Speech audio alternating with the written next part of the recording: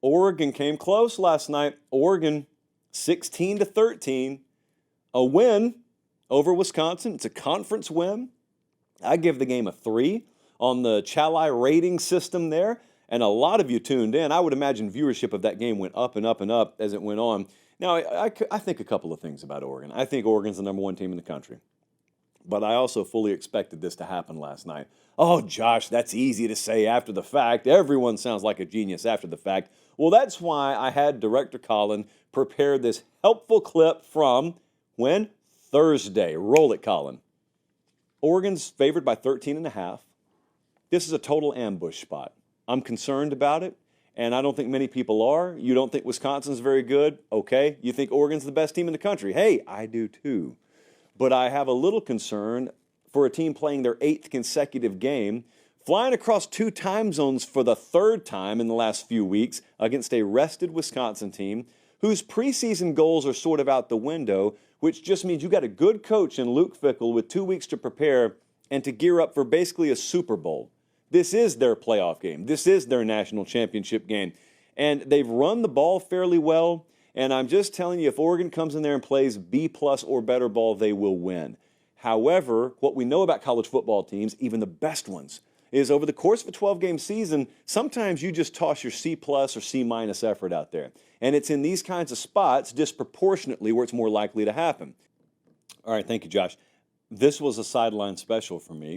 It was one of those games. You experience this all the time. It could be a Home Depot special. It could be a Burger King special. It's the kind of game where you are somewhere where you can't be watching it, but you're getting updates. So last night, this game was happening while I was at the Georgia game. So they got good service in Sanford Stadium. So I was able to actually stream the game on the sideline. Really incredible how far we've come as a society. But I wasn't glued into the game because I got one happening right in front of me. And I want to be respectful of the whole new Saturday tour destination. So it was largely a game that I'm not able to watch live. I have, of course, gone and watched the replay since then, but it was a sideline special. And when you know that number 1 is on the ropes, even if you've expected them to struggle like me, there's a voice in the back of your head as you're looking at them trail 13-6, and you're saying, they'll pull it out. It's ugly, but they'll pull it out. And then they do. And you don't know how it happened, but you just see, okay, good, they won. Duh, they won. And you have not gone on the emotional roller coaster that the live viewing audience went on. So I know a lot of you, especially once you saw blood in the water, you tuned into this game, and you went through that second half.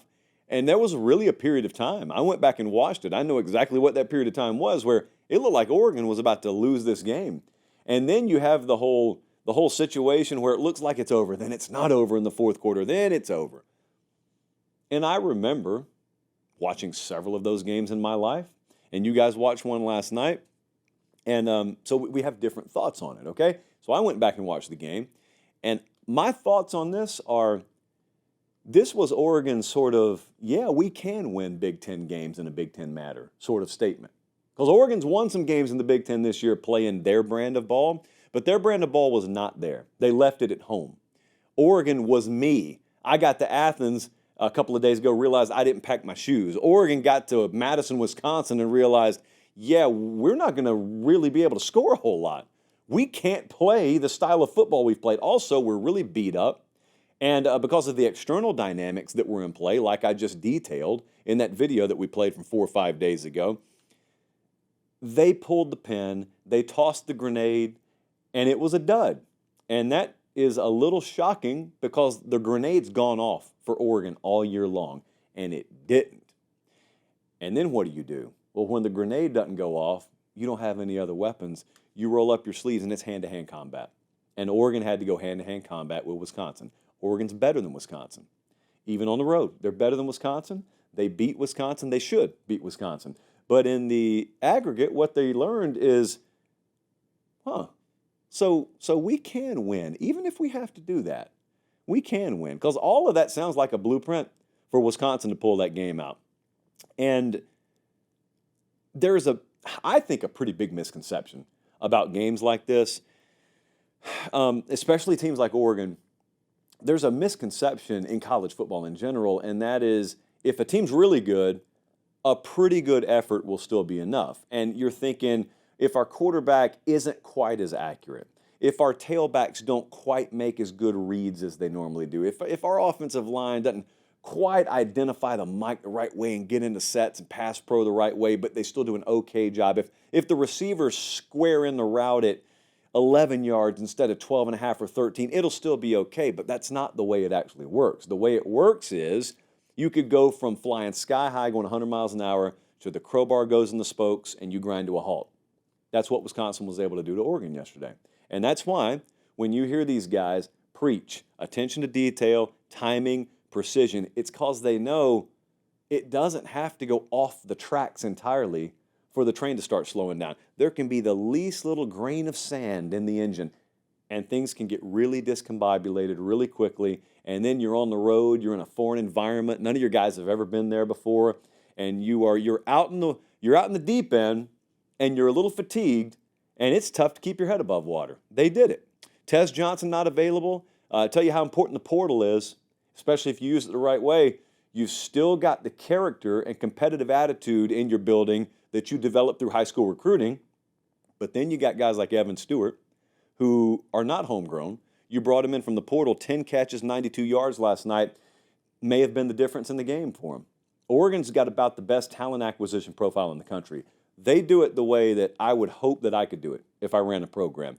Majority of my guys are going to come through high school, but I'm going and getting guys like that if I can. It's what I wish Dabo would do at Clemson, because I think you can do it effectively and maintain your principles and values. Here's the good news. The good news is Oregon got through it. Your 8th game in a row, they're rested off a bye. You got to go to their building. It was tough, but you got through that. Now you go into your bye week. And Oregon's got a really weird situation here because they go into their bye, and then they got one game, and then the conference title game. Here's the good news. I promised good news. Well, two bits of good news for Oregon here. The first bit of good news is you're in your bye week now, and you got one game, and then you're going to go to Indianapolis to play probably Ohio State. We'll see. But let's just say it's Oregon versus Ohio State in Indianapolis. You will catch them on the absolute flip side of the dynamic that you just went through last night, because you will be coming off a bye, one game, then to Indy. Ohio State will be playing their 7th consecutive game if they play in the Big Ten championship game, and their previous 2 games will be physical fights against Indiana and Michigan. So as bad as that felt last night, shoe may be on the other foot if you play Ohio State. But here's the other part of this that some of you may find interesting. Ohio State is still the favorite to win the Big Ten. And I'm pretty confident in telling you Ohio State, if they do face Oregon, will be a point spread favorite on that neutral field in Indianapolis. That doesn't mean anything other than that's what the line on the game will be. You take that and do whatever you want to with it. You can bet it. You can joke about it. You can trash it. If you trash it, I would suggest that you bet it. Otherwise, your words don't mean a whole lot. So there you go.